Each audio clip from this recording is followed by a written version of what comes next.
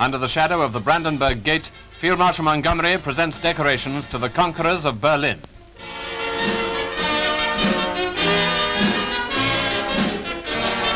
The GCB for Marshal Zhukov.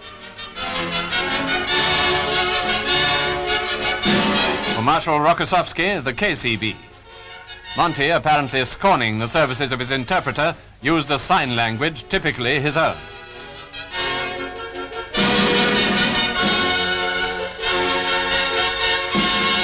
To mark the occasion, there was a march past of the King's Company of the Grenadier Guards. This time, Berliners saw not the goose-stepping arrogance of the Wehrmacht, but the well-ordered precision of the British Grenadiers.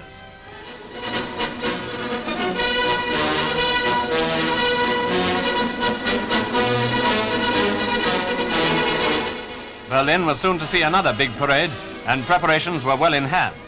Spit and polish reigned again as the 7th Armoured Division cleaned up for the march past of the British garrison troops and the bigger victory parade to come. Major General Line took the salute.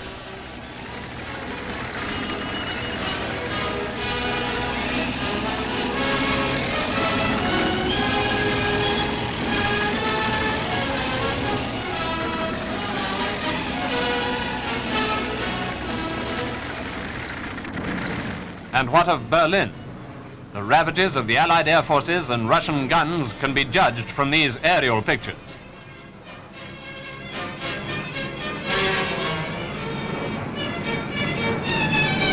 And pictures taken by an Austrian cameraman give an impression of the capital in the middle of an RAF raid.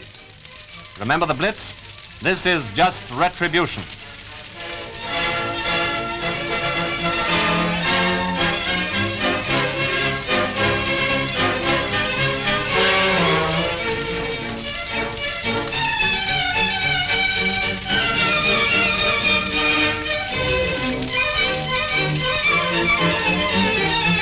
And in the morning, chaos. The people of Berlin, numbed by the attack, wander aimlessly about the ruins of their once imposing city.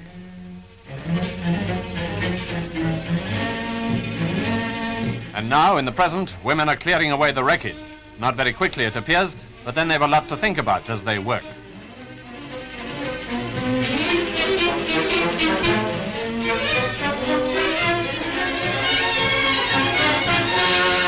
The homeless set out with their belongings to find somewhere to live, and there are queues for everything.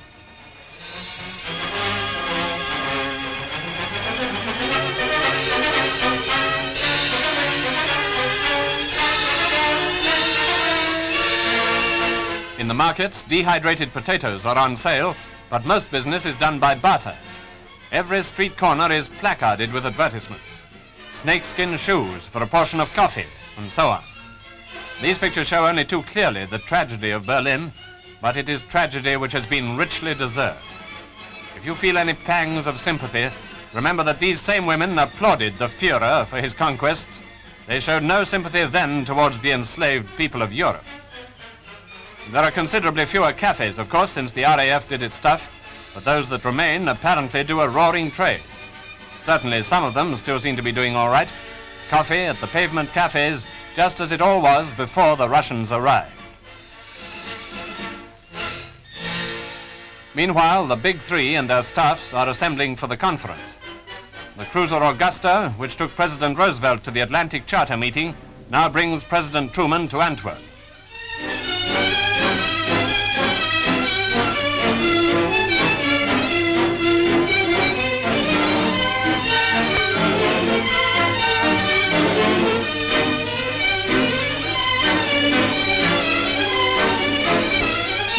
General Eisenhower was there to greet him.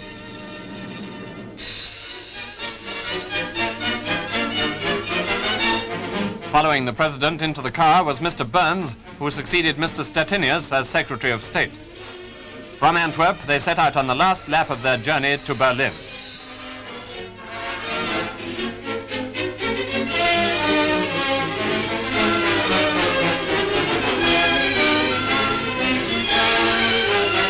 In Berlin itself, Mr. Churchill arrives.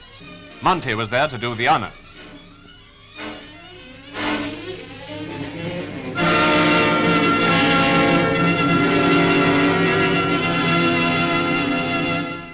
Attlee, leader of the opposition, came in another plane. He too will be present at the conference.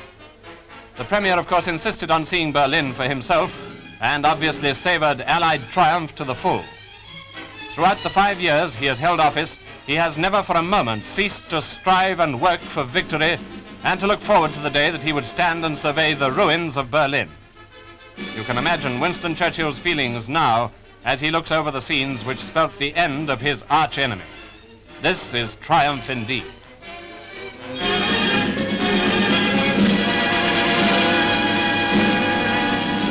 The Premier saw the place where Hitler and Eva Braun were reported to have been burned. No sympathy was wasted here.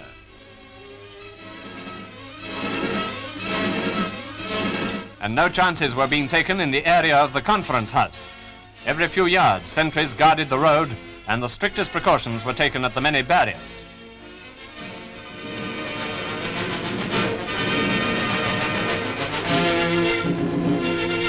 Here is the place where Stalin, Truman, and Churchill will decide the future of Europe.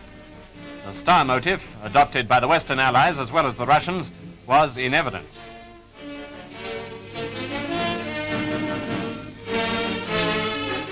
The Premier had lost no time on his arrival in meeting President Truman. This was the first occasion on which they'd met since Truman became President of the United States.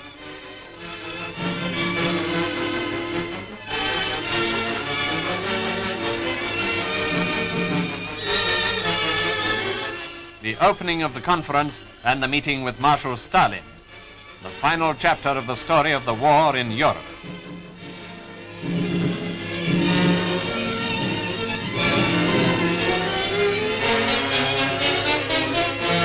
The thoughts and prayers of the whole world are with these 3 men.